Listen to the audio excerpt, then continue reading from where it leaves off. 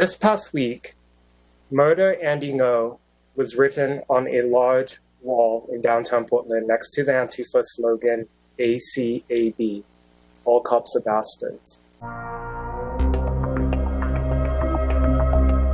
I'm a journalist who reports on American political violence. By speaking to you today, I'm putting my life in my own hands. For years, I've been the victim of hundreds of threats by Antifa extremists. They threatened to kill me. They spread lies about me being a fascist, a neo-Nazi, even a terrorist. They showed up to my family's home in the middle of the night. And they nearly killed me when they beat me in broad daylight, within view of the police, in the middle of downtown Portland last year. I spent 30 hours in hospital as my brain bled from subarachnoid hemorrhage.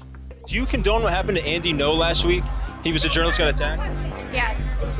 The right-winger that got attacked? Yes. The mob that attacked me with weapons used gloves that had fiberglass material on the knuckles. So these weren't just bare-handed fists going to my head and my face. They were harder. They were weapons with the aid of these gloves. It's horrible. Police in Portland and elsewhere have sustained serious injuries from rocks, concrete chunks, IEDs, and more. The weapons Antifa extremists use are intentionally designed to be deceptive to legal observers, media, and those around them.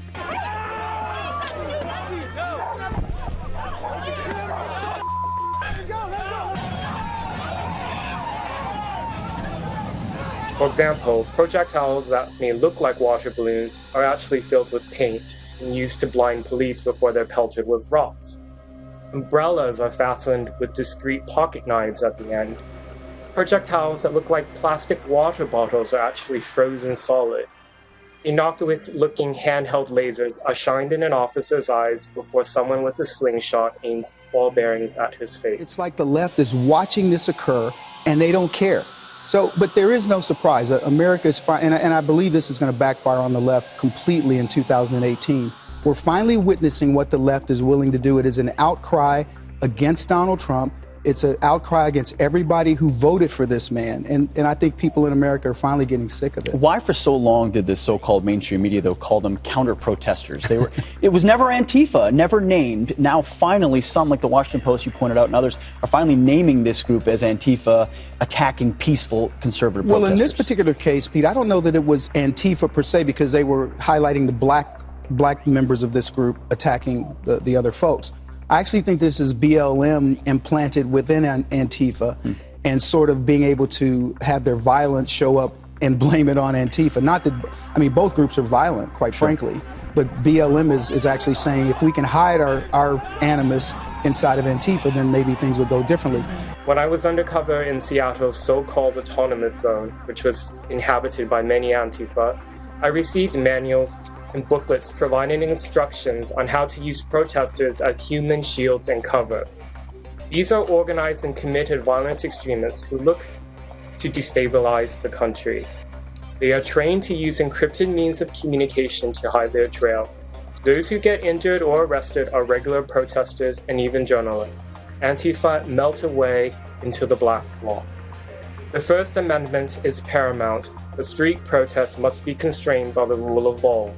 Law enforcement play one of the most important roles in keeping demonstrations safe. We've seen how this can work. During protests in D.C. at the end of last month, self-described Antifa Legba Carrefour was recorded in a viral video hammering chunks off the street to throw at police. I had not heard about Antifa. I just pulled an article June 9th by Ryan Lucas saying no sign of Antifa so far. A Justice Department case is brought over unrest, and it looked at 51 cases brought by the Department of Justice. There's no one associated with Antifa who's been charged, but let's assume one were to get involved. We know that there's extremist right-wing white supremacist activity, and for some reason there's this obsessive focus on Antifa, and I hope that's not just some kind of political ploy. But in any event, my question is, when these extremists get into a crowd to try to incite by throwing a bottle or something, if Boogaloo and the Proud Boys and the Ku Klux Klan throw a bottle or start saying, kill the police or whatever. How does that change the dynamics of the protest? City Council in Minneapolis voted unanimously to disband the police department in Minneapolis, but we find out today, according to news reports, that members of the City Council who voted to eliminate the local police are being protected by private security details. And not just being protected by private security details, they're using taxpayer dollars to pay for that protection. Give me your thoughts on this obvious double standard. Public elected officials need to be protected from terrorists and those who seek to harm them. And you know who else deserves to also be protected by law enforcement?